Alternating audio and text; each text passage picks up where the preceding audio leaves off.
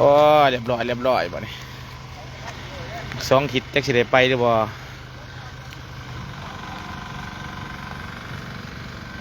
กำลังว่าสิขาม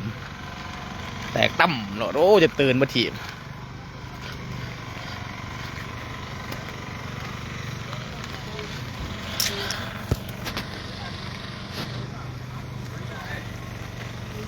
มาบ่ได้เด้อมาบ่ได้เจมูเอ้ยมาบ่ได้ไฟฟ้าหักเลยทับคารถเลยซอสแตกตั้มบางอย่างเนี่ยซอใหญ่บัดนี้กล้วยอ้อยเฮากล้วยก็ได้สั่งนะจะได้บาทนี่ดิเสาไฟฟ้าหักทับคารถเลยนี่เหยียดบ่ยอมไผกับบ่ยอมไผก็อยากไปก่อนข่อยก็อยากไปก่อนซิ่งกันบัดนี้ซิ่งกันไปบัดดินมันหยุบบัดนี้รักเสาไฟฟ้าก็หยุบลงมาบัดนี้มันก็หักทับลงใส่รถแตกตั้มลงอย่างนี้คือว่าเหตุการณ์กระทึกคึกข้องมาเนี่ยกำลังว่าสิเมื่อได้มาเป็นจังสี่โอ้ยตายแล้วนี่แหละไปกับว่ายอมไปเดี๋ยวไปก็อยากไปอ้าวมันนี่ถอยออกแล้วบัดนี้สอใหญ่บัดนี้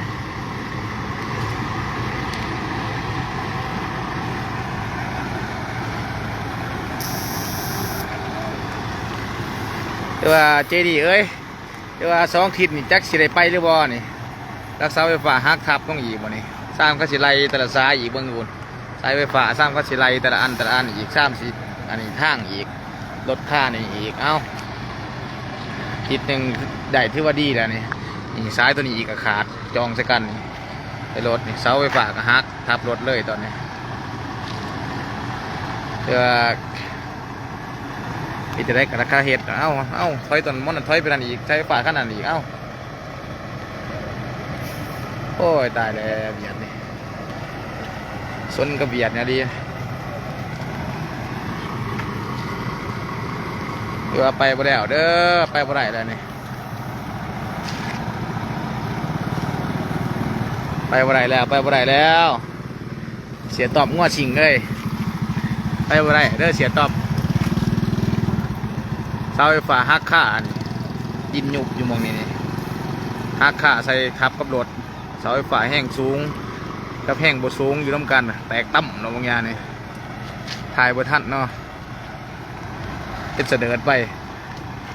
ควันแตกลงอย่างนี่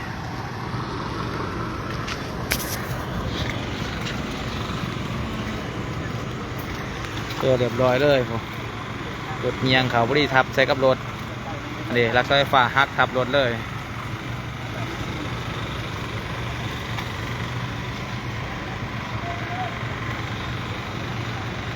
วันนี้แห้งคักวันนี้ภาพเหตุการณ์ตอนนี้เห็นวันนี้เสาไฟฟ้าหักเลยนี่หักทับกับรถเลยรถก็คือว่าหยุบเนาะดินหยุบตรงนี้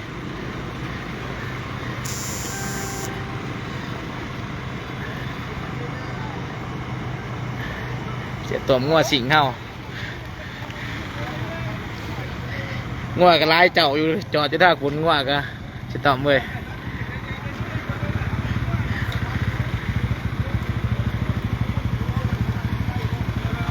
เอาเสียตอบกดไลค์ให้รัวๆตอนนี้งัวควายก็หยุดก่อนเด้อยังมาประทัดได้ตอนนี้บางทีนี่เห็นบอนี่ทิศหนึ่งจักแล้วรูปบอนี่เสาไฟฟ้าแห้งสูงอีกนี่พูกระถึกอยู่ซ้ายมันนี่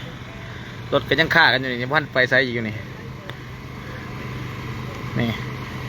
ยังมองขวาเนี่ยก็ยังพันไปไซส์มาไซส์อยู่นี่ทางนี้ยังมองวิทย์มองซิโมสีวิทย์ก็เจอกันอีกแซงกันเบียดบ่ย่อมไพ่กับบ่ย่อมไพ่ก็อยากไปก่อนดินยุบแบบนี้ไฟฟ้าเงียงรถเงียงเสกลักไฟฟ้าทับกันข้างจะรอไว้อยู่นี่วันนี้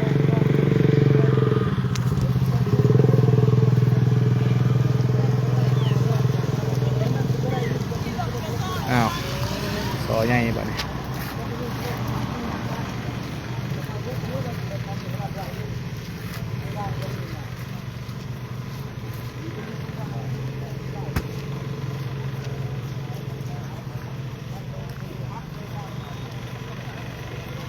ไปบ่ได้ไปบ่ได้เสียตอบเลย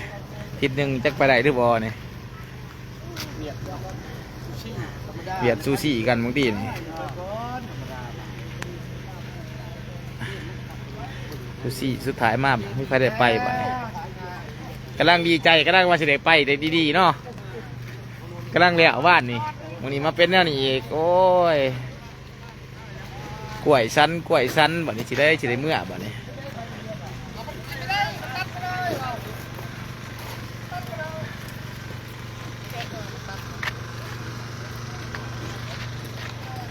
ขัวขามเซพลองขัวสิขามไปบันดงเซโปนสวรรค์เขียดเฮา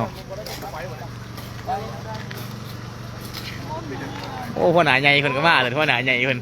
โอ้พ่อหนาใหญ่คนโอ้ธรรมดาเนาะเจอคนดังก็ธรรมดาไอ้ดิโอ้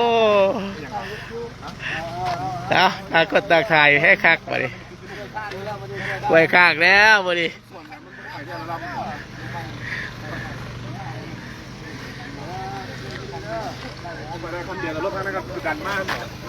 ท่านั่งกับบ่ได้ท่านี้กับบ่ได้ไปใช้กับบ่ได้ตอนนี้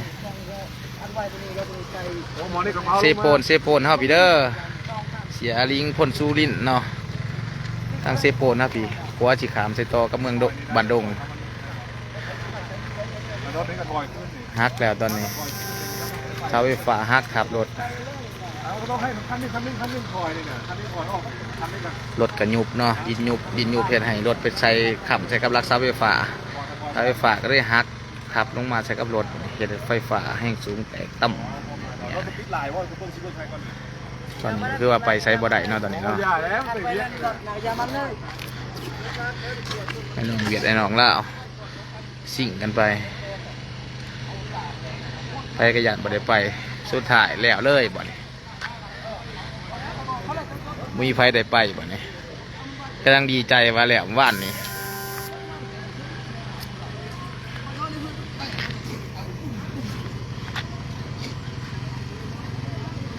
ฝนกระตกสัญญาณกับอย่างดีเนี่ยสาบชัดเจนเนาะขอโทษขออภัยทางFC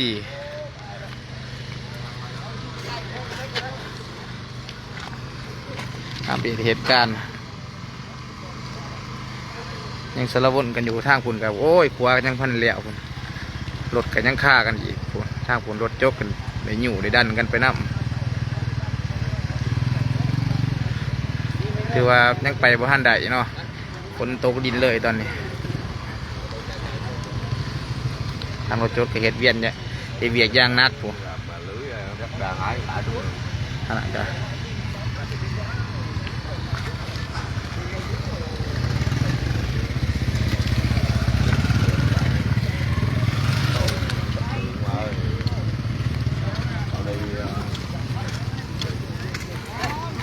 โอ้เนี่ยก็อยากสะเนาะฮักค่าเลยทิศหนึ่งจักแล้วหรือบ่วะเนี่ยโอ้เสียบีมากเลยเสียบีมากแล้วการงอกเนี่ยเจ็บหัวเลยอ่ะบัดนี้เสียบีว่ากล้วยเฮาชิบะเนาบ่บัดนี้เจ็บหัวแล้วเสียบีเฮามันมีแต่แผน2สนั่นได้ดิจวดลงเบื่อบักซี่ซัดขึ้นตะโอยตึกแผน2ได้จักสิได้ตีบ่ดิ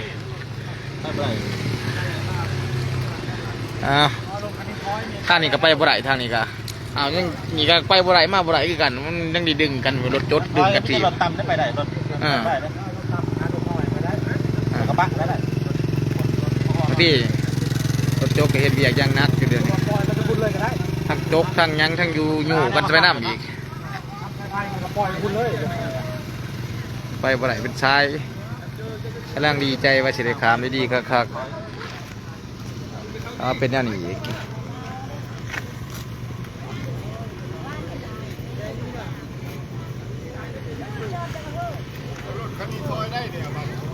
ไปเลยก็ได้ไปเลยไม่ไป เลยลงเลย แล้วก็จะให้ดูนั่นร้อยวัดไปก็ได้ลงมาได้เบ้ากันร้อยว่ามันก็สองคันรถคันนี้มันไปก็ได้สองคันไปได้คู่กรณีกันบ่ได้อ๋ออะไรกันง่ายครับวันเมื่อหรอไหนมันออกไปมันเข้ามันในกระเดื่องมันยากในมันไหลหลังในบ้านเลยกูจะทำงานเดี๋ยวเขาจะเลย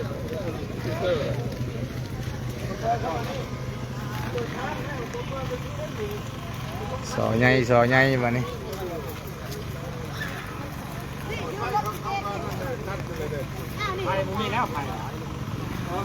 ไปบ่ได้เด้อเสียแดเด้อหัวชิงแดงหัวชิงเสียต้อมเขามาแล้วเขาบ่ได้แล้วทิศหนึ่งจักไปไหนหรือบ่ทิศหนึ่งนี่เบิดจากคว้ามาเป็นกับเสาไฟอีกวันนี้เอาไฟอะไรยังเบืนกันอีกทางนี้ไปบ่ทันใดคือการทางนี้กะเอ็ดใหม่แล้วก็ยังไปบ่ทันใดฝนมันตกดินเนาะมันเหมือนเนาะเบืนขึ้นก่อยกับบ่ทันใดทางฝุ่นเห็นบ่นี่รถโจ๊กเขาก็เฮ็ดเวียกอย่างนักจักหยู่จักสูบกันขึ้นบ่นี่จักแปลงน้ำอีกคือกระทึก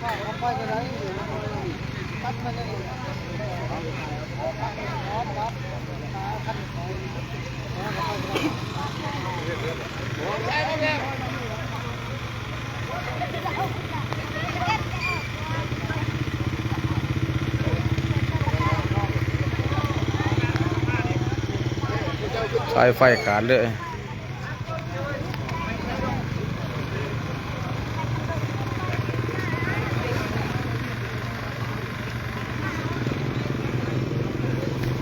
ไปเด้อน้องทีมงานงัวสิงเสียต่อมเสียอินเสียแหล่ลำเซ่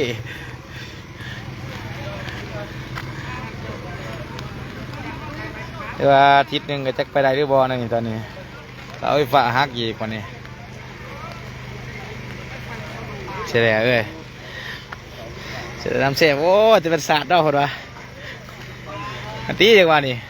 เบียดมันย่อมกันนี่มันสิ่งกันไปนี่เห็นบ่ดินยุบอันนี้เห็นบ่เสียแหล่ดินยุบเลยเฮ็ดให้รถไปเอียงไปใส่ลูกเสาไฟฟ้าบ่นี่เขาไฟฟ้าฮักบ่นี่ทับลงมาใส่รถบ่นี่ไปใส่บ่ได้เลยเฮ็ดเก่งเยงเลยตอนนี้แตกตั้มรถบางอย่างนี่เสียแหล่ไฟแตกมาบบ่ควันแตกเลย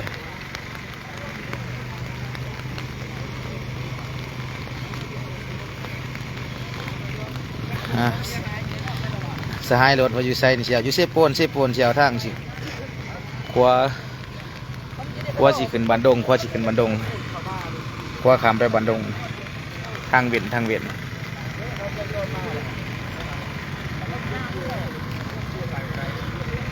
คือว่าการสัญจรไปมามันบ่ได้เนาะ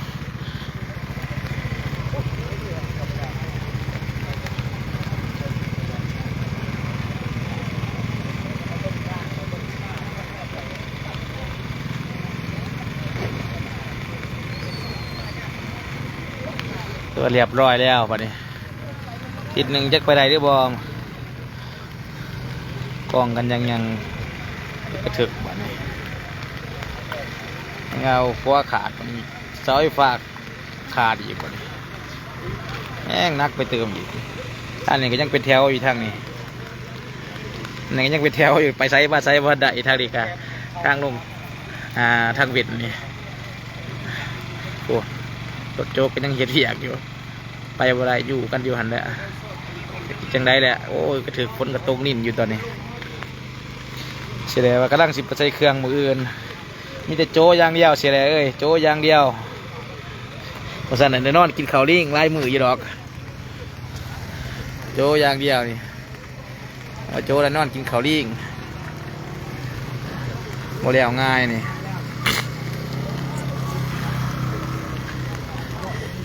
อันอยากมาแต่ถือมาไปไวถือใครถือยังมาลายอยากมาอยากใส่เครื่องมานี่น้องทีมงานเท่าเมื่อสันละโจก่อนโจงานก่อนทำงานอื่นไปก่อนเด้อน้องก้นทรงเท่า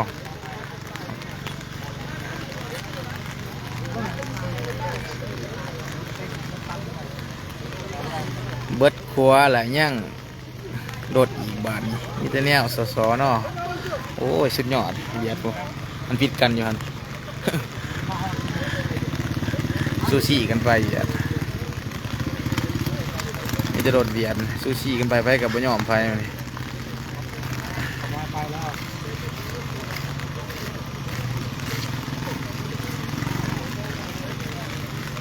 เบาสุดสอก็น้ำเบียดนี่แหละ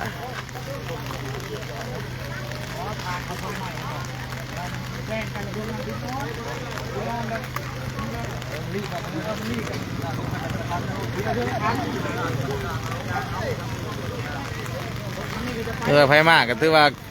ถือมีถือยังมาหลายๆเลยน้องเด้อน้องทีมงานคนส่งเฮานัดกินข้าวลิงแต่แท้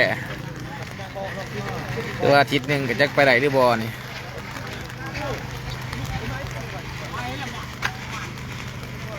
เรียบร้อยบัดนี้ตั้นไว้เลยบัดนี้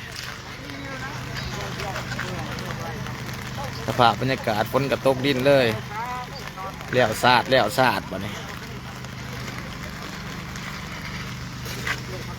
กำลังดีใจกำลังว่าจิตขามโอ้ยหัวกันยังไปบ่ได้คือเก่าหัวกันไปบ่ได้คือเก่านี่เห็นไหมนี่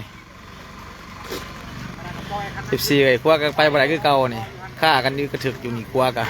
นี่พวกที่ว่าลงมาแล้วก็ลงมาเนาะลงมากันยังไปบ่ได้ทางนั้นก็รถจกก็เฮ็ดเบียกอยู่เลยจอดเลี้ยงกันเป็นแถวอยู่เด่นนี่ก็ฮักอีกนี่ไปกับบุญยอมไผ่ทางนั้นก็บ่อยากถอยอีกทางนั้นก็ ทางด่านฟังครัวทีวิตจากรถอีไปกับว่าไม่ไฟยอมไฟยังบ่อยากถอยอีกไฟก็บ่อยากถอยบ่นี่ต่างคนต่างค่าเอาเบิ้งบ่นี่มันสิซ้ำได้บ่นี่ไฟสิเก่งไฟสิไปได้ไปบ่ได้เฮ็ดโลดบุคานี่ยอมก่อนได้บุคานี่จอดอย่างเดียวก็เฮ็ดกันเลยมาอยากหมุนอยากชิ่งกะโอ้เสียชีวิตโอ้นักข่าวภาคสนามวันนี้โอ้ย FC เพิ่นว่าต้องการให้อัปเดตเหตุการณ์ให้เบิ่งก็เลยว่ามาถ่ายให้ FC เฮาเบิ่งการไปกันมาทีมงานคนส่งเฮามาจากฝ่ามาเด้อทางนี้เด้ออันมาล่ะถือใบถือเขาถือยังมาพร้อมบ่ซั่นได้กินข้าวลิงแต่แท้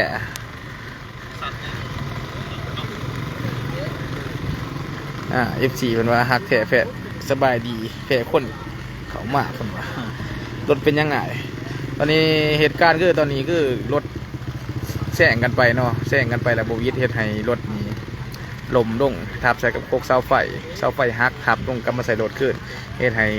กระแสไฟฟ้าแห้งสูงเท่านี้ขาดเนาะตกมาใส่รถตอนนี้ก็คือไปยังบ่ทันใดตอนนี้ระวังหัวขามสิไปทางบัดดงทางเสด็จเวียดลาวบาวเฮาเพื่อไปบ่ได้เนาะยังฆ่ากันเข่งๆอยู่ทางนี้โดยไอ้น้องเวียดนามไม่มีไฟยอมไฟชิงกันไปเป็นเหตุการณ์สัญจรติดขัดตอนนี้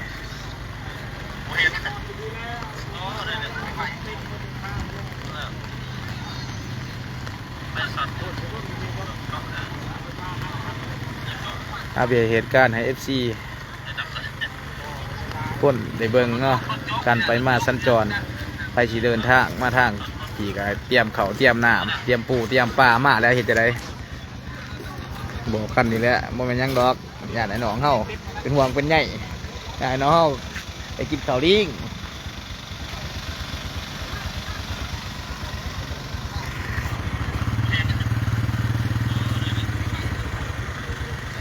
กำลังสีขามโอ้ยเลยบ่วิดจับรถเท่ากับยูฮานใกล้ๆนึงฮะกำลังว่าสีขามเพราะว่าเขาเห็ดก่อนสัมแตกตึ้มหลอดโอ้ย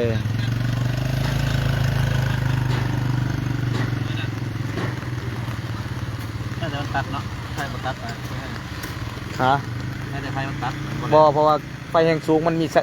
ซฟตี้คัทของมันเดี๋ยวมันมีหมอแบงของมันเดี๋ยวมันสอดกันมันแตกตึ้มนะมันสีนั่นเลยมันสีตัดออกเลยมันจะมีหมอแบงของมันต่างหากคือตอนแม่มันมีฟิวของมัน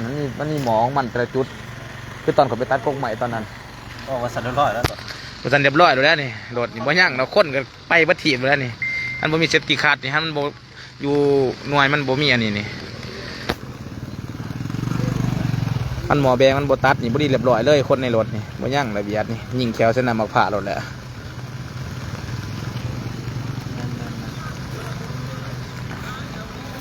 มีแต่เหลืองโอ้ย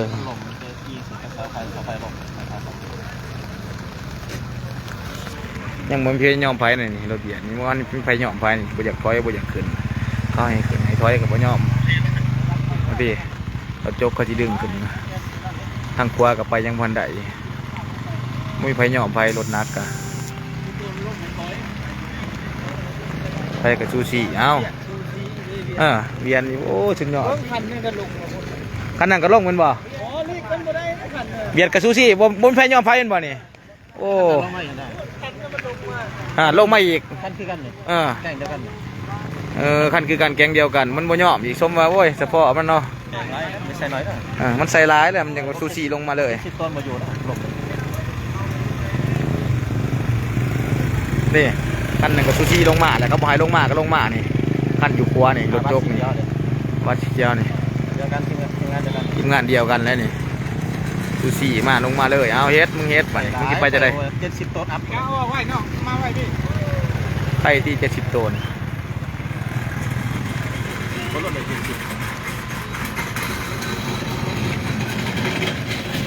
สอใหญ่บัดนี้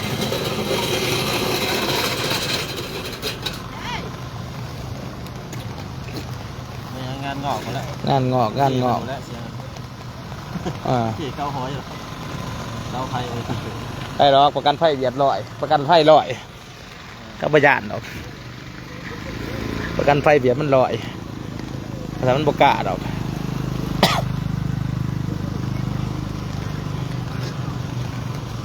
เจ๋ก็ทงนักก็ประหยัดเนาะไฟฟ้าหักซ้ำนี่โอ้ย FC เฮาขึ้นมาพี่เด็กแท้ที่ได้สัดดานเบียดตอนนี้ก็เบียดบ่ยั่งนั่นตอนนี้ไอ้เหี้ยก็มีผู้ดีผู้บ่ส่วนลายก็คือเบาเลยเนาะน้อง FC เฮารถถูกจะใช้ฮอนนิดนึงเดี๋ยวไอ้น้องมาถูกไปกับบ่ยอมไผไอ้น้องเบียดกะเจอไอ้น้องเบียดเบิดเต็มอยู่นี่ทางนั้นก็หมุนมาเลยทางนั้นบางอย่างนี่ไปเบิ่งเขาว่าให้ถอยขึ้นก้อนเขาว่าบ่ซูซี่ลงมาอีกนี่เอ้าเฮ็ดจะได้อีกสิไปได้ยี่บ่อยู่ขวาตอนนี้รถโจกก็ยังอยู่ยังไล่กลกันอยู่ตอนนี้ก็ทางนี้ไปบ่ได้ยังซูซี่ลงมาเอาเบิ่งบัดนี้เฮ็ดจะได้บัดนี้บ่ได้สิได้ไปบัดนี้นะคันน่ะบ่ค่าเสาไฟอันบ่ค่าเสาไฟปีนแล้วคันน่ะเรียบร้อยเลยแล้วนี่มันเหลือแต่นี่น้อยเดียวนึงกดมันจะขับเลยตีนนี่ตีนสะกั่วนี่ก็แตกแล้วนี่คางนี่เห็นแต่สั่งแตกแล้วคางนี่ตีนสะกั่วนี่มันครึ่งไหวนี่มันข้างไหวนี่คือว่าเสาไฟฟ้าฮักเอาบุคคารักเสาไฟฟ้ามันปีนแล้วงวยแล้วขั้นนี่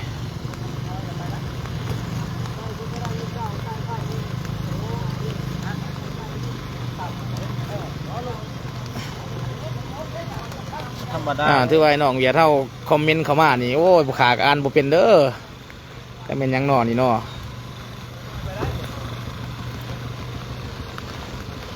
แต่ไอ้น้องเวียดไอ้น้องลาวฮะยอมคือกันแหละบุคคาอ่านบ่เป็นมีแต่อัปเดตเหตุการณ์ให้ฟังเนาะตอนนี้คือว่าไปบ่ได้คิดนึงจะไปได้หรือบ่นี่ปรึกษากันอยู่นี่เจ้าเชื่อจะได้นี่เจ้าซูเฟอร์กันตั้งไรพวกแวนป๊อปหรือประจักษ์ซูเฟอร์กันนี่มอนี่เนาะนี่ซูเฟอร์นี่เอาหิวแค้นแล้ววันนี้วันหาวันหิวแค้นแล้วเพชรวันนี้ตอนนี้ซูเฟอร์รถส้มตัว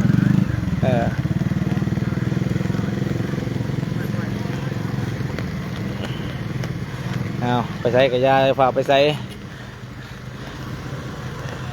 เอาซุปเปอร์รถเฮ็ดแล้วเป็นไปบัดนี้เบิ้งบัดนี้เอาเช็ดจะได้บัดนี้สิถอยบ่บัดนี้เอาที่แนวไหนบัดนี้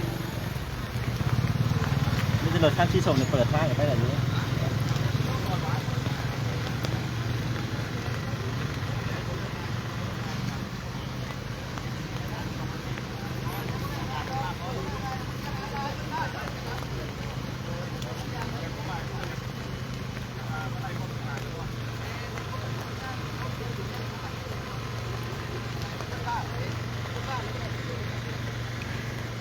สอกันแล้ววันนี้ มาแพงไฟอีกเนาะ มีแปลงไฟอีกจักอีกยังอีกวันนี้ บ้านนี่แต่มีไฟใส่ลายมือแล้ว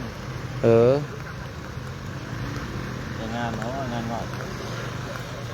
โนวันนะเครื่องมอมรถน้อยก็ยังไปบ้านใดเด้อตัวนี้เด้อ เป็นเจ้าหน้าที่กันเที่ยวกัน ทั้งเจ้าหน้าที่เป็นยังเคลียร์รถเคลียร์ซูเฟอร์เคลียร์การใส่จ่ายนู่นนี่นั่นหลายสิ่งหลายอย่าง เพราะว่าเบียดรถเบียดเป็นคนเฮ็ดเนาะให้มันฮักเนาะก็ต้องได้ล่มกันรายละเอียดกันอีกว่าสิผลเสียหายหลายปันใดมูลค่าเท่าใดยังสิไปได้เนาะเฉพาะพวกเบียดตอนนี้ก็ยังติดต่อหาเฒ่าแก่เพิ่นอยู่รถหน่อยก็ถือว่ายังไปบ้านใดเนาะครับแต่รถกระบอกกระบ้าพุ่นแหละท่านสิได้ก็สิแม่นได้แต่รถอันนั้นเด้อรถจักรเด้อ FC เด้อรถจักรนี่คือสิไปได้อยู่ไปทางครัวเฮานี่แหละแต่ว่ารถกระบะรถกระบะวีโก้รถตู้รถหยังกระต่างยังไปยังบ้านใดตอนนี้ยังถึงตอนไกลเกลียกันเนาะยังไกลเกลียกับทีมงานเบียดอยู่ตอนนี้สิเฮ็ดจังไดแนวใดอันสันอยู่พี่เด้อที่ทางเซโปนครับพี่ครัวสิขามไปบันดงไปแสดงเบียดลาวบาวเฮาแมนมุ้ยไฟย่อมไฟให้น้องเบียดเฮาสี่กระทำก็มาหลายโอ้ยปุ๊จะคนเบียดจะคนลาวจะไทยอ้าวสไลด์ที่เขาอ่านได้เขาก็ติดต่อไปเนาะสไลด์เขาอ่านมาได้เขาก็ขอย่อมขออภัยเนาะ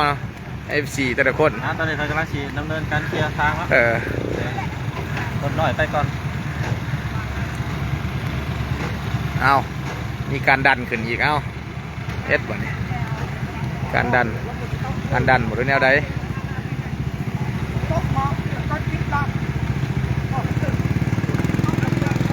เรือไปบ่ได้เด้อเสียพัดเด้อหายเอ้ยไปวันใดกันจิไปก็คือว่าถือมาถือยังแหละมาประธานกินข้าวลิงเขาสิบอกให้มีการดันกันขึ้นไว้แบบนี้ดันไว้บัดนี้อย่ามันโง่ย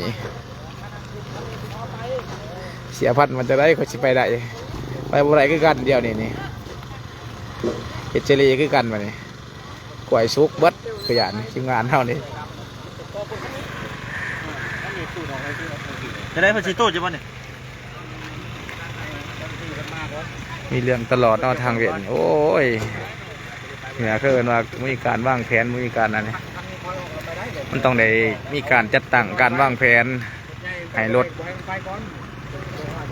แต่ละขางไปต้องมีคนโบกท่าขางนี่ไปก่อนขางนี่ไปลำหลังไปเที่ยวละ10 ขั้นบ่ขางนี่ไป10 ขั้นขันไป10 ขั้นมันต้องมีคนโบกคนสัญญาณเตือนตลอดมันจะขี่ไปได้ถ้าเราปล่อยตามใจกันขึ้นแนวนี้แล้วนี่ต่างคนต่างอยากไปต่างคนต่างชิ่งกันให้เกิดปัญหาแบบนี้มื้อนี้ถือว่าบ่แล้วเด้อมื้อนี้เด้ออาทิตย์หนึ่งจักสิแล้วหรือบ่เนี่ยจักสิได้ไปหรือบ่เนี่ยโอ้เสียฟันมานัดสาวเหยียดไว้10 นัดแล้ววะโอ้ยไม่ยากเสียฟันเลยโอ้เสียฟันคนส่งตัวไปไม่ยากนัดไปโลดนัดเพื่อนในเด้อจะคนจากใด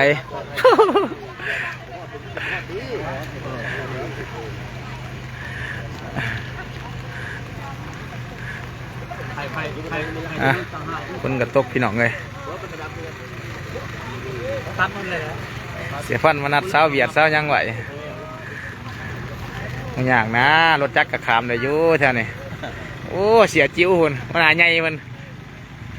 เสียจิ้วหาใหญ่มันว่าสำรวจกวดก้าวมันสำรวจกวดก้าวเบียดกันเลยโอ้ได้ละเสียจิ้วหุ่น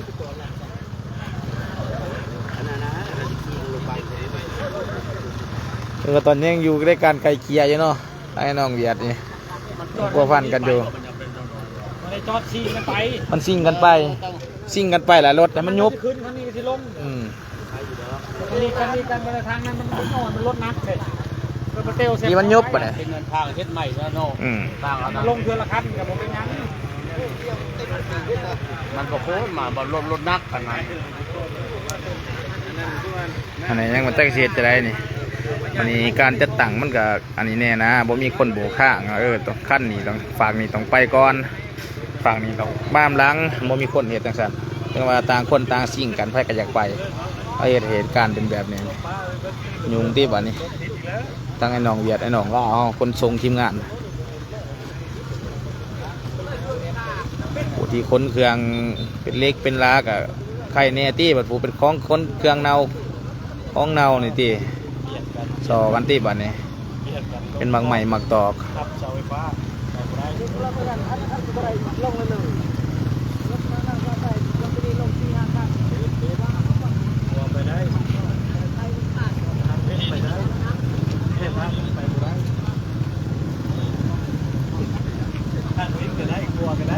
สอใหญ่บัดนี้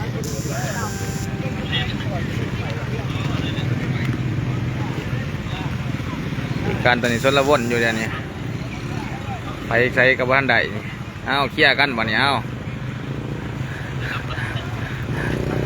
นี่แหละเคลียร์กันมันเมื่อแล้วโอ้ยเสียจิ๋ว แล้วใจใส่ก็แค่พอยี่ห้อกันก็ชิมาใส่นะ เสียจิ๋วก็มากวันนี้ ให้น้องจะมาใส่ผมก็ใส่เพื่อปกติ แล้วแต่ค้ากล้วยกันทั่วเลยนี่มาเดินกล้วยอยู่ เสียจิ๋วใส่ยังเสียจิ๋ว กล้วยใส่ โอ้เสียกล้วยมาดิเซ็ตมาดิกล้วยสิกล้วยเน่าแล้วมาดิจักบือจะได้เบื่อมาดิเสียจิ๋วเห็นมาดิมานคักคะแนนมาดิ มาคนกำลังถ่ายลิ้นใช่ไหมเนี่ยพอดีเห็นพอดีนะ พอดีก็มาหัวกับพอดีมันแตกตั้มรถไฟฟ้าแตกกับควันแตก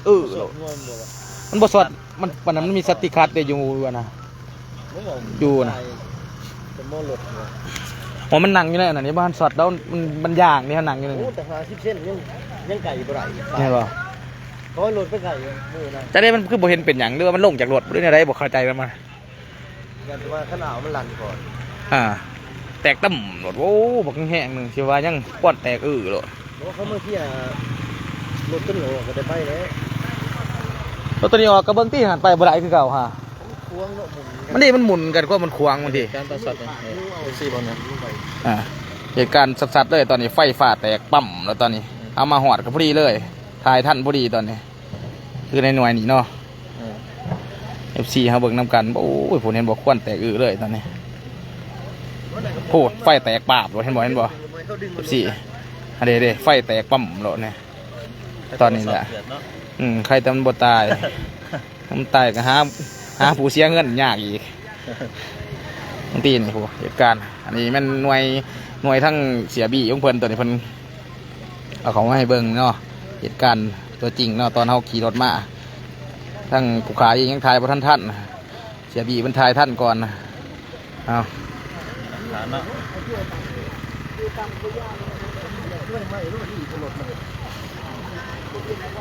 โอ้ FC กับจักแซดจักยังเข้ามาบัดนี้ถามกันรัวๆตอนนี้ยังถ่ายสดอยู่เด้อ FC เด้อยังบ่ได้ตอบเด้อมีแต่ว่าเขามาเบิ่งในถ่ายสดมียังถามเข้ามาเลยแล้วสิตอบให้เหตุการณ์ตัวจริงเป็นจังไดยังแนวใดว่าสิคืบหน้าบ่สิได้ไปได้มาบ่ก็มีแต่ว่าถามเข้ามาได้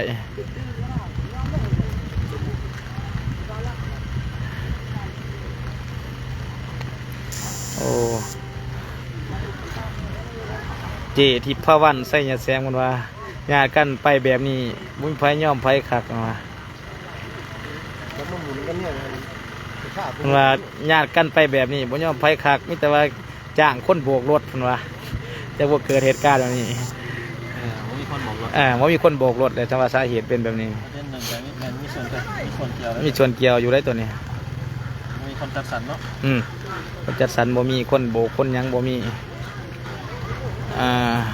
เสียงรักกี่ด้านเราทั้งเสียแดงพุ่มมาซ้อนหน้าแก่มันว่าอยู่ทั้งพีเดอร์ทั้งเซโปนครับพี่เสดนเวียนเล่าเบาว่าที่ขามไปบันดงไปหอผลิตภัณฑ์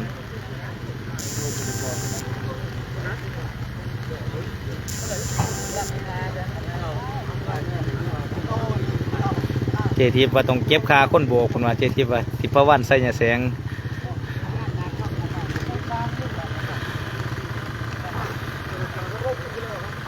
ปิดสีใส่พวกด้านนำนักปล่อยมาได้จังใดหน่วยงานรับผิดชอบลงขวดแน่แล้วใส่ระเบียบรถตอนนี้ทั้งผู้ขากับผู้จักนำเนาะตอนนี้เนาะเป็นใส่ร้ายบันไดกดการแนวใดแต่ว่าผู้ขามาทายให้น้อง FC เฮาเบิ่งเหตุการณ์ตัวจริงเป็นจะได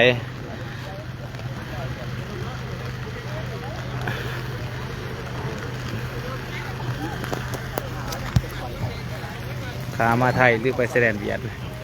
ระหว่างทางตัวนี้มันคือระหว่างสิไปทางขัวเซโปนทางไปทางแสดงเบียดคือฟังนี่มันฟังอยู่ทางฟังทางเมื่อทางสวรรค์ตัวนี้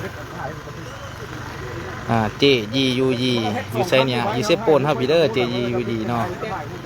เซโปนแสดงเบียดลาบาวครับพี่พวกขามสิไปทางบันดงดงสวรรค์นางพรณภาวีลาวงอยู่บ้านดงสวรรค์บ้านดงสวรรค์ที่ต่อใส่กับไปทางแสดงเบียดลาบาวเฮาสนุกเกอร์ฮักไทยเทและปังมื้อนี้คือคิดว่าคาดว่าคือสิไปบ่ทันได้เนาะตอนนี้ยังเข้ากันใกล้เกลี่ยกันนะกันยังรถยังไปใช้บ่ทันได้การสัญจรยังขัดสนอยู่ตอนนี้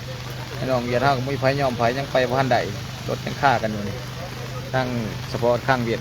นี่คือจุดที่ว่าชีวิตแล้วเนาะนี่จุดทางเวียดที่ว่าชีวิตออกจากว่าใส่ทางใหญ่แล้วชีวิตกันแล้วแต่ว่ามันบ่วิดมันบ่ยอมกันเวียดมันบ่ยอมกันมันยอมกันเลยเฮ็ดให้ดินที่ว่าเฮ็ดใหม่เนาะมันยุบดงเลยรถเฮ็ดให้รถเนี่ยไปทับใส่กับเสาไฟเฮ็ดให้เสาไฟหักหน่อยเนาะให้น้องFCเฮาเฮ็ดให้เสาไฟหักก็ทับลงกับใส่กับรถตอนนี้ก็คือไปสร้างบ่ทันได้เนาะตอนนี้เนาะมันเงี้ยงลงนั่นเลยยังใช้ขี้เลยเนาะธรรมดาแกถ่ายรูปไว้แหละให้เพราะเราทำมันเจอที่นี่เลยแต่ตัวไอ้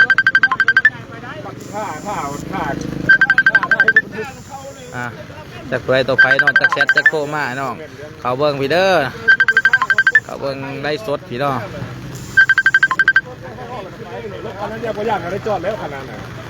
โอ้เสล็กว่าต้มผุนวะสดต้มเย็นๆถาโอ้ต้มถาอยู่วะต้มอยู่ทางใดเนาะ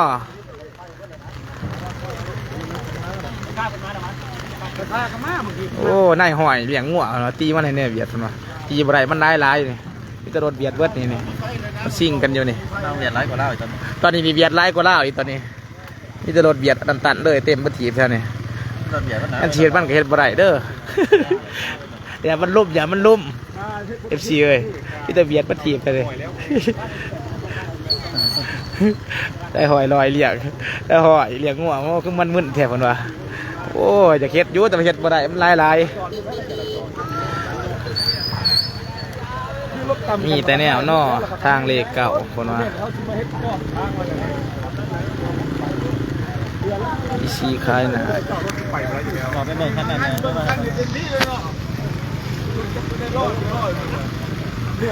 มันคือมื่นแทบผมว่าโอ้ยน้องเบียร์เท่ากับคอมเมนต์เข้ามา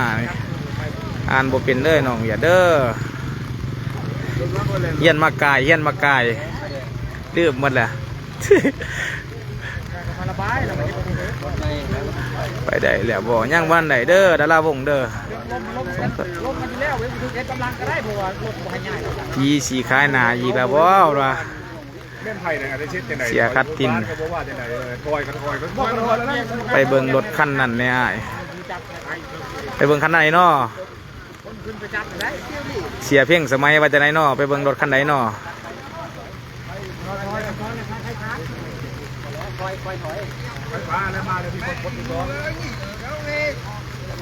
โอ้ยเจตุลีมากล้วยสิมะนาวบ่เรือเจตุลีเอ้ยมะนาวดอกซับมือก็ยังคือเก่าใส่ปิงบอกสักแกอีกคือเก่าอ่ะกล้วยสดๆใหม่ๆ คือเก่าแหละตามระบบเก่าเสียตัวเจตัวนี้เอ้ย เจตัวนี้ว่ากล้วยสิบ่เน่าบ่เจตัวนี้ว่าบ่เน่าดอกฝนมันตกไปฮอดเฒ่าแก่บอกว่ากล้วยใหม่ๆตัดสดคือเก่าตามระบบเก่าแหละเจตัวนี้เอ้ยรถคันสมนี่บ่ต่ำนะรถคันฝ่าหมอคันสมกับหมอนี่คันสมนี่ก็ถือว่าเบียดมาอยากลงไปหมอคันฝ่าก็อยากไปต่างคนต่างบ่ยอมกันเนาะ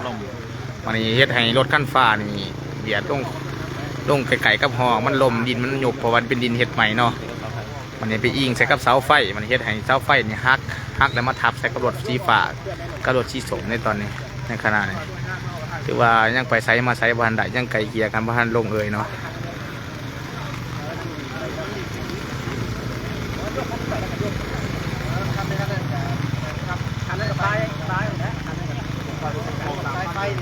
มันต้องเอาเกณฑ์มาก่อนต้องเอาเสามาตั้งก่อนขั้นรถหลากลมแขนรถจกฮักโหลดได้อยู่เพราะว่าเพิ่นเอารถจกมาค้ำใบตอนนี้เป็นค้ำใบเพราะว่ารถหลากนี่มันเข้ากับบูน้ำเพิ่นเนาะเป็นจะได้เพิ่นเห็นเพิ่นเอารถจกมาค้ำใบตอนนี้อย่ารถมันลมเสาไฟมันล่มนี่เสาต้นเสาไฟแมนกันลมอีกคือว่ามันทับไปอีกคือว่ามันเช็ดให้เสาไฟต้นนี้กับสีฮักลงมาอีกนี่เพราะว่ารถตอนนี้มันยังค้างอยู่ระหว่างกลางอยู่ตอนนี้เสาไฟตัวนี้กับสีลมไฟต่อไปกับสีลมวันนี้มันเกี่ยวของมาใส่ตัวเสาไฟนี่วันนี้เช็ดให้มันลมไปวันนี้ก็ได้ว่าเอารถจกมาค้ำไว้ก่อนตอนนี้เจตรีว่าฝนตกกล้วยบัวเนาบ่เอาหรอฝนตกกล้วยบัวเนาเจตรีเอ้ยคือเก่างามคือเก่าบอกเขาโลดว่างานคือเก่ากล้วยหันเบื้องค้นกับผู้โลดทั้งใหญ่ทั้งงาม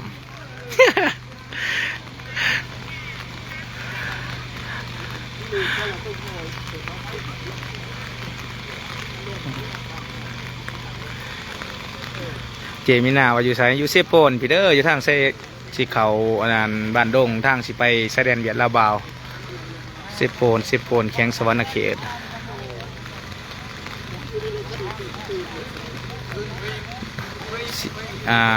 สีลาว่าเบิ่งรถอยู่ทางลุ่มแน่เพิ่นว่าเอ้าได้ผู้ขายไปเบิ่งให้ไปตาม FC ขอมาตอนนี้พาไปเบิ่งไปส้มความซูชิเนาะว่าไงน้องเวียดไปให้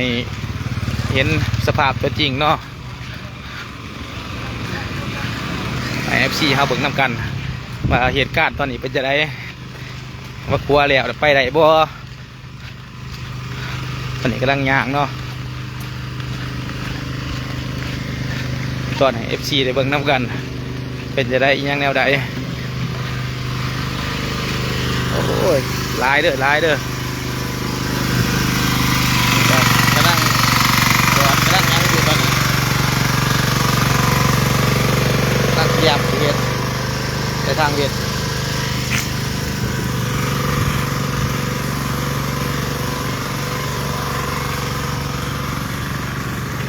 ว่าตอนยังไปบ้านใดเด้อ FC ขอมาว่าให้มาเบิ่งทางฝั่งขวาเนี่ยทางมองรักเสาไฟฟ้าฮักมาเบิ่งร้ายแล้วจัดไปให้มันวันนี้ยังไปบ้านใดตอนนี้ฝั่งขวาตอนนี้น้ำก็ไหลแห้งขนาดตอนนี้FC เฮาหรือว่าไปยังบ้านใดตอนนี้ปวด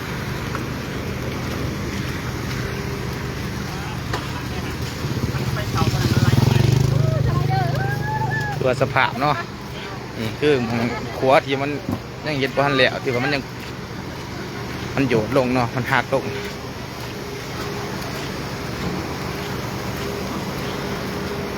ตัวยังไปบ้านใดไม่มีการสัญจรขวานี่คือว่ามีแต่คนยางได้เนาะนี่คือบอลที่มันลุบมันหักลง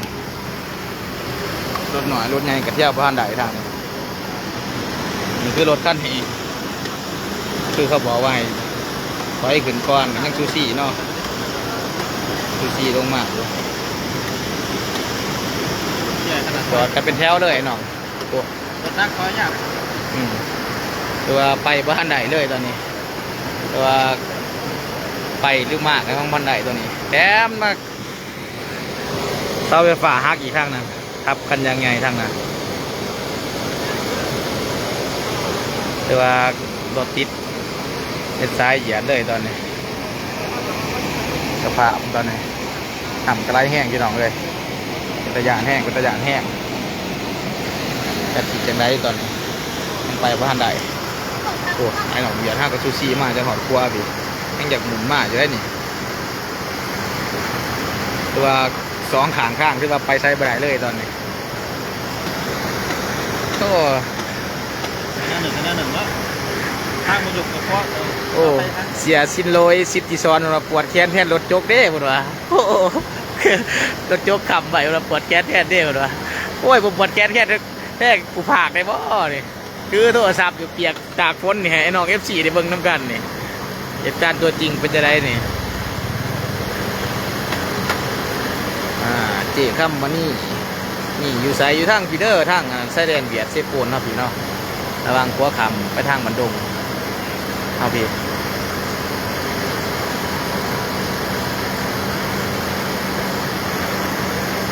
งานนี้อีซ่าหากิบไปฝ่าเมืองเซโปนได้มีเข่าเพิ่มอีกแล้วว่าเสียกินจะพก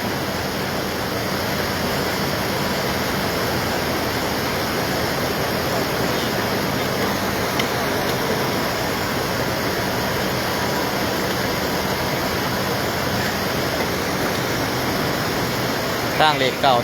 เฮาคือว่ายังติดกันอ่ะอันยัดอยู่คือเก่าเนาะคือว่ายังไปไสมาไสบ่ทันใดตอนนี้อินทพงศ์พมมาติทางเหล็กเก่าเป็นอัมพาตครั้งที่3อีกแล้วเพิ่นว่าคือว่าน้องเอ้ยโอ้เสียหลายว่าใส่ยังว่าจบงานนี้ไป2 เก็ตได้เลยเพิ่นว่ายันเขาบ่มีเงินจ้างยันเขาบ่มีเงินจ้างเสียดายเลยค่าต้มจะแพงแน่ได้ดินักข่าววันนี้โคตรโศกนี่เด้ทางหน่วยงานไฟฟ้าก็มาแต่ผมไปเกียร์ทางไปเกียร์ยังแห่หนองเฮาว่าสิเป็นจะได้แห่หนองไฟฟ้าเฮาคนกับแกงน้ำแกงกะร้อยเนาะแม่นบ่เขานะมันกับแกงน้ำแกงกะร้อยแม่นบ่เอ้าเวลาโอ้หับใส่เวลาส่วนเฮาไอ้น้องไฟฟ้าล่าวเด้อนี่เด้อคุณกับแกงน้ำแกงกะร้อยโอ้ถ้าไอ้น้องทีมงานผมจะรถโจกรถยังผมกระตึกเนาะ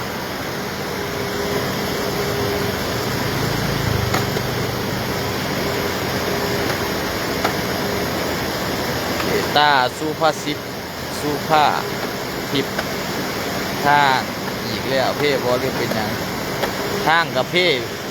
น้อง FC เลยทางกับเพ่รถกับว่าค่าเนาะซิ่งกันไปเฮ็ดให้เสาไฟฟ้าหักลมทับรถตอนนี้คือว่าไปไซบ้านใดตอนนี้คือว่าไฟฟ้าแห้งสูงลมทับรถคือว่าไปไซบ่ได้ตอนนี้ทางกับเพ่รถกับเพ่รถกันลมใส่กับรถไฟฟ้าหวยใส่ตอนนี้รถจกยังคำไว้อยู่ตอนนี้คือว่าไปไซบ้านใดเนาะเดี๋ยวยังขากันเนาะอ้าวพี่จะมาอัปเดตให้ฟังตอนนี้ก็คือเขาจะไปเบิ่งมองที่ว่ารถเนาะโผล่สภาพหนามไรตาบรถที่ว่ายังฆ่ากันอยู่ทางผลทางฟังผลรถที่ว่าล่มทับเสาไฟฟ้าตอนนี้FC ขอมาทางผลไปทางผลอีกแน่ผลว่าจัดให้คนอีกเนาะในการเสียใจ FC วัตถุขุทุกคนมันได้ใจวัตถุคนให้ได้เห็นวัตถุคนเหตุการณ์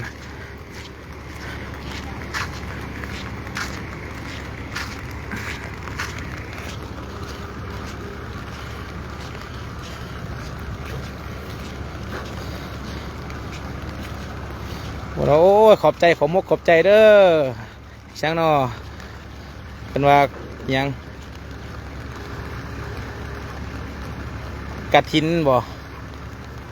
ยังกระถินบ่อีสังที่โนโต้บ่ยังวะ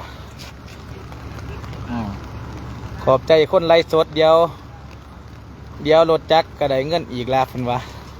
ขอบใจคนไล่สดเดียวรถจักรก็ได้เงินอีกแล้วเพิ่นว่าอ้าวขอบใจรถจักรขนส่งขอบใจ ก็เข้าหนวกใจเนาะ FC เนาะแม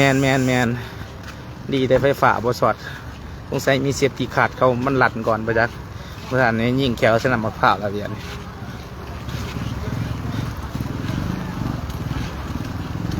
โอ้โหว่ารถใหม่หรือรถยังเนาะเพราะว่าพกผ้าบัตรอยู่เนาะโอ้โหน่าจะเป็นรถแกเครื่องสินค้าที่ว่านักเติบสมควรเนาะแต่ว่าเฮ็ดให้ดินหยุบลงเนาะเป็นไอ้น้องรถเบียดเท่า น่าจะแม่นใหม่ทันใหม่ โอ้โหว่าอยู่ในหันเป็นยังเนาะมีแต่ว่าตอนนี้รถโจ๊กมันขับไปอยู่ตอนนี้แต่ว่าเสาไฟฟ้าหักขาจะเก่งเองเลยอยู่ตอนนี้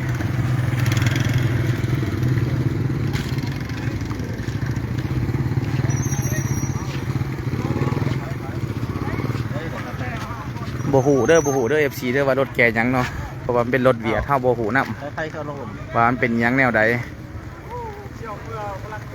เขาตัดให้หรือเปล่า ตอนนี้ยังโบหู ตัดสายไฟ หูแต่ว่ารถแกเครื่องที่ว่าบรรทุกที่ว่านักเติบเนาะแต่ว่าเฮ็ดให้รถดินหนุบลง ตัดสายไฟเลย เฮ็ดให้รถไปทับเสาไฟฟ้าเฮ็ดให้เสาไฟฟ้าหักดมใส่รถเนาะ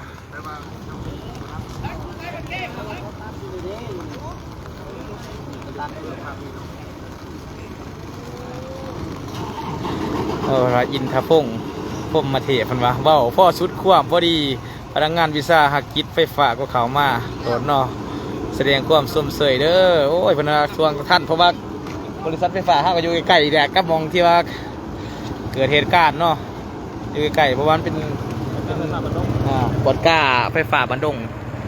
งสวรรค์เท่านี้เลยเพราะว่าครัวตัวนี้มันครัวที่ว่าที่ขามใช้บันดงเพราะว่ามันมีของการไฟฟ้ายังพอดีอยู่ใกล้ๆพอดีไปกับมา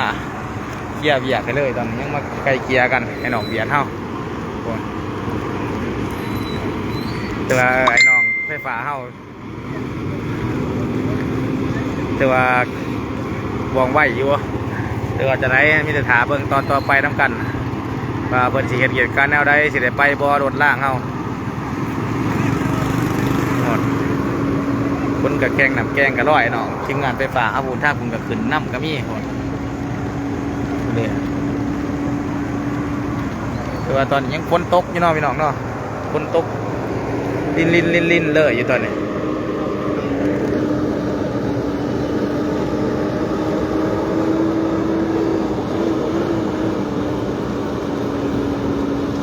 แสงพระจันทร์เนาะแสงพระจันทร์ว่าอยู่ไสอยู่ทางเซโปนเนาะนี่เด้อขวาสิขามไปทางบันดงทางเส้นทางเลเก่าเฮาตอนนี้ถือว่ายังไปบ่ได้เนาะเพราะว่ารถติดกันหลายตอนนี้เฮ็ดรถบรรทุกรถไอ้น้องเวียดนามเฮาแกเครื่องแบบบ่มีไฟย่อมไฟต่างคนต่างสิ่งกันเฮ็ดให้รถนี่ปีนลงใส่กับเสาไฟฟ้าเสาไฟฟ้าหักเฮ็ดให้รถยังคาตอนนี้ในทางเวทที่ว่ากำลังเฮ็ดครัวแล้วเมื่อวานนี้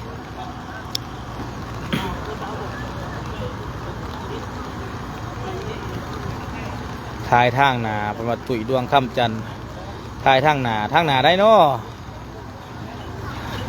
ทายทางหนานี่ FC อยู่เนาะทางหนานักข่าวดิบ่ผู้ไล่สดอยู่บ่หรือว่าจะใดไปทางหนานี่จนนี่นำมาวงสาวน่ะย่างไปบอกมันเนี่ยอ้ายรถอินเตอร์เวียดฮะบอดมันแล้วมันกับชูชีคือเก่าไอ้น้อง FC เอ้ยเปล่าร้ายก็ว่าอะไรนั้น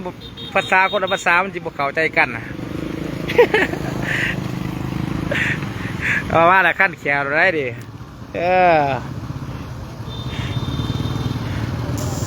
เส้นนี้ก็ตัดเลยเส้นนี้นะตัดเส้นนี้ได้ตัดเส้นนี้เลยก็แล้วนี่ตัวทำไปได้ตัดเส้นนี้วิทย์ของหล่อฮันเอาไปได้ก็หาได้จ้องขึ้นดูแล้วสุดยังตอนนี้ต้องตัดสายหน่อย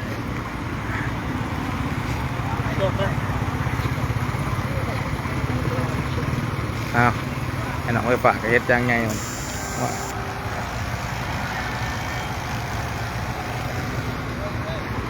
ยิงเสาไฟฟ้าโอ้ยางไปทางไหนลงอีกเสาไฟฟ้าปะนี่ยางไป FC ขอมา ตุ๋ยดวงคำจันทร์มันขอมาว่าให้ย่างไปข้างหน้ารถที่ว่าไฟฟ้าฮักตอนนี้กำลังสิถอยเนาะ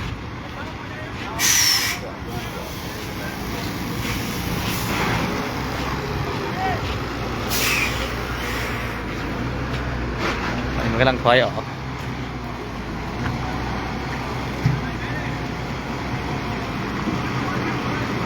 แมนเสียป้องมันมาตามธรรมดาต้องมีคนรถปล่อยรถออก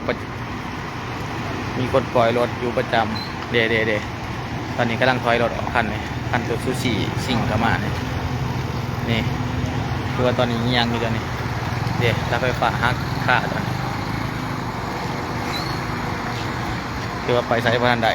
คือว่าจำเลยตอนนี้ยังจำคันสี่จำทางเลยตอนนี้รถเหยียบด้วยกันเนาะไงก็วัดเอาแล้วจะได้ FC มันคอมาไว้ทายทั้งหน้ารถนี่แน่ว่ายินมาทั้งหน้ารถนี่รถคันนี้แน่รถที่ว่ารถเสาไฟฟ้าฮักค่าเนี่ยเอา FC เบิ่ง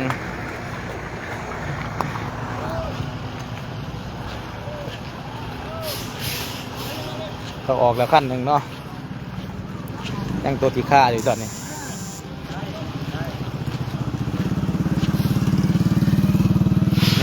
แมนต่างคนต่างบ่ยอมไป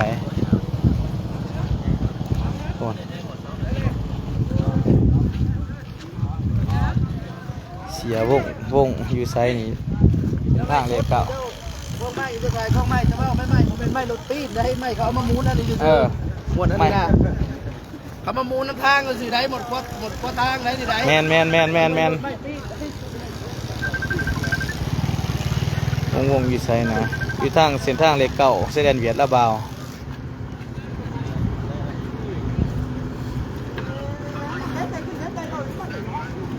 ป้ายรถเนี่ยโอ้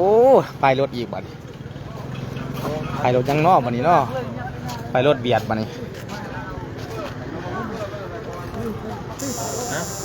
แมนเสาฝาดรถเลย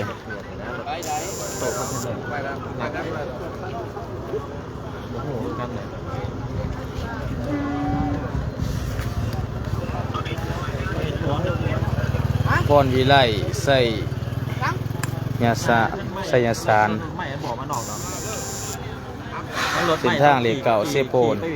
แสดงเวียดกว่าสิขามบันดงบ่เคยมาแต่ชวนนี่เป็นลาวเลยก้อยพิไซบาวเส้นทางเลขเก่าแสดงเวียดกว่าสิขามทางบันดงเด้อน้อง FC เฮา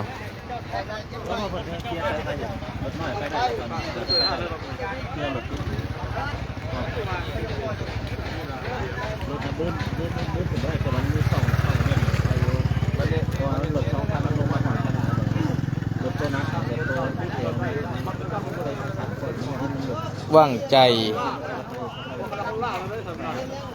จ PVS รถตู้เที่ยวใดอยู่บ่พนว่าบ่ได้ได้จ้ะเด้อตอนยังบ่ทันใดตอนนี้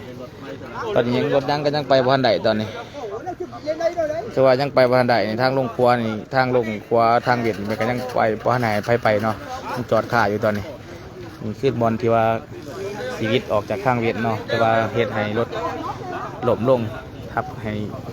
เสาไฟฟ้าหัก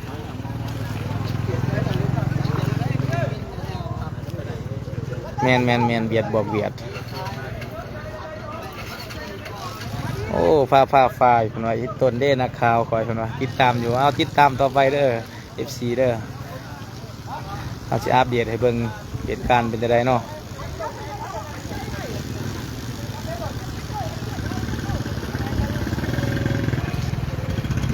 ทาง FC ฮักเมียและลูกคนว่าทางไปใดปกติบ่อายคนว่ายังไปบ่ทันใดเด้อตอนนี้เด้อคือว่ายังไปบ่ทันใดเพราะนั้นยังบ่ทันได้ปล่อยให้ไปเนาะบ่รู้ว่าจะเป็นแบบใดตอนนี้คือว่ายังหันไกลเกลียเรื่องว่าความเสียหายของเสาไฟฟ้าทุกสิ่งทุกอย่างเนาะใครหนองเบียร์ครับเป็นจังไดได้จังสิเคลียร์ทางให้ไปบ่ได้แนวใด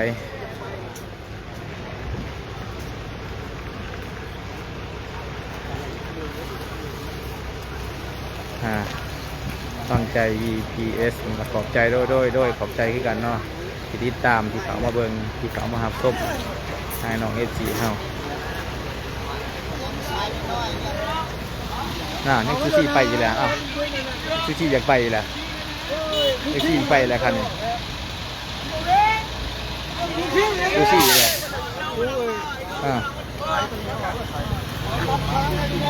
เหยียบซูซี่แล้วมันอยากไปอยู่แล้วนี่ซูซี่อยากไปบ่ยอมอยู่ยังบ่แล้วยังเบิดผู้นึงยังผู้นึงมันยังอยากไปถอดหัวตาย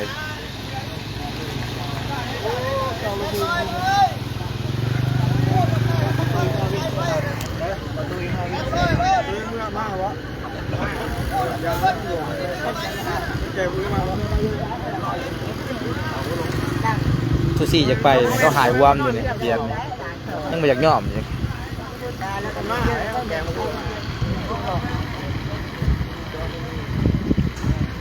ตายแล้ว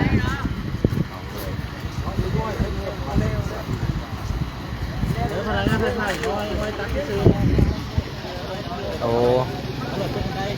เอารถไปคันใดเอาที่ว่ามันดีอยู่นี่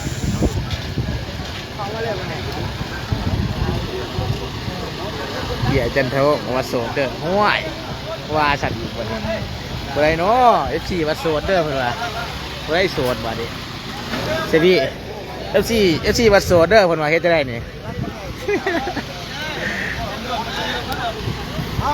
ตัดเลยตัดตะยอนเลยนะตัดเลยนี่ขึ้นรถเบียดโดนนี่ง่อยรถเบียดนี่ตัดเลยนี่ว่าได้ไปได้นี่แก้ไขลูกเสือก้อนนี่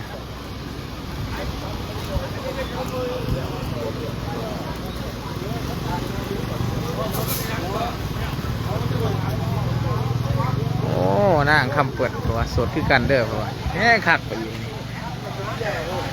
โอ้ย FC นี่แต่ว่าคนโสดตายแล้วมันกูฝากในใจละลายเลยจักนี่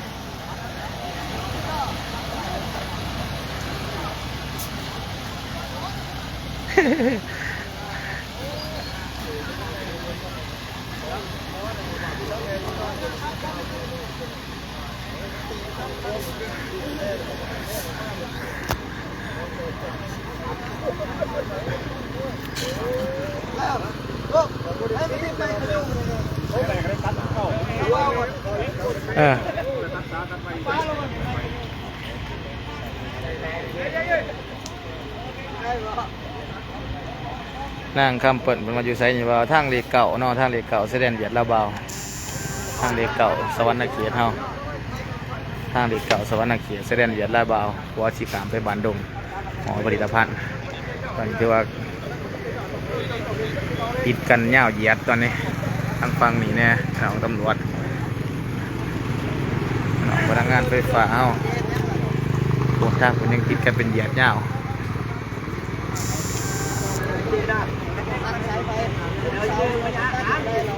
แก้วไส้ยาสารเนาะสาวแก้วไส้ยาสารตอนนี้รถยังไปมาเพราะทันใดเด้อตอนนี้เด้อแต่ว่ายังขัดของอยู่เนาะเพราะว่ารถครับรักเสาไฟฟ้าแห้งสูงนี่ฮักตอนนี้คือว่าไปยังวันใดเนาะแต่ว่ายังมีการไก่เกียร์กันยังวันแล้วเนาะตัวตอนนี้ยังลมกับไอ้หนองเบียกยังวันเหลี่ยมันยังไก่เกียร์กับมันเหลี่ยถือว่าบ้างบุญไฟได้ไปเนาะตอนนี้เนาะ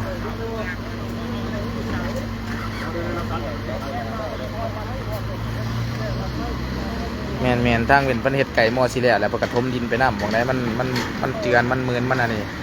มันก็เอาดินเอาหินไปใส่ถือว่าแล้วเนี่ยบ่แล้วเนี่ยนะถือว่าตอนนี่ก็ยังพันไปพันใดคือกันเพราะว่าเป็นยังแปลงทั้งรูมน้ำเนาะเพราะว่าฝนตกมาเสาร์นี้ไทยดินเท่ามันเจือนมันยังแล้วก็เฮ็ดให้มันมืนมันยังเพิ่นยังเอาดินเอายังมาใส่อยู่ตอนนี้ที่ทางฟังทางมองทางเวียนที่ว่าพอเพิ่นเอาใส่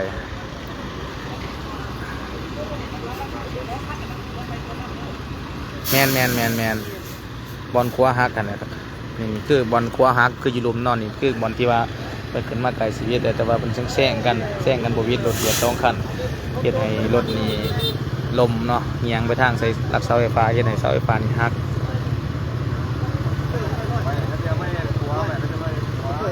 รถทั้งชีฟ้านะวางข่อยขึ้นมาวิทย์มันกำลังสิลงเห็นมันนางดูดซ่าอยู่โอ้ยเสียตาวะเดี๋ยวมันดูดซ่าก็บุกข้อซ่านะมันดูดโอ้มันยังดูดซ่าอยู่มันบ่เนี่ยแต่พ่อว่าเดี๋ยวมันแซวโลกเคาะมันยังฆ่าดูดซ่าเสียตาว่าเห็นมันนางสูดซ่าอยู่ FC ก่อนว่ารถทั้งชีฟ้านะวางข่อยขึ้นมาวิทย์มันกำลังสีลงเห็นมันนั่งดูดซ่าอยู่คนว่าโอ้ยเฉพาะว่าแล้วสงสัยมันยังเมาอยู่ได้เจียแล้วมันลมเพโอ้ยเสียตาสร้างสีเมาเนาะสร้างสีเห็นแบบนี้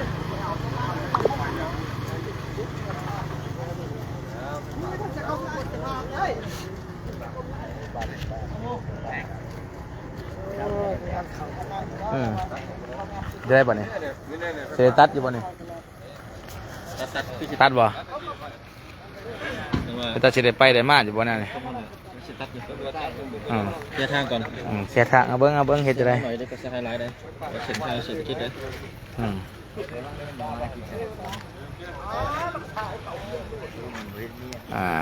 สาวอาริสาพมมาสิงอยู่ทางเสด็จเบียดลาวบ่าวพี่เด้อทางเส้นทางที่เก่าสิทางไปทางบันดงพิพิธภัณฑ์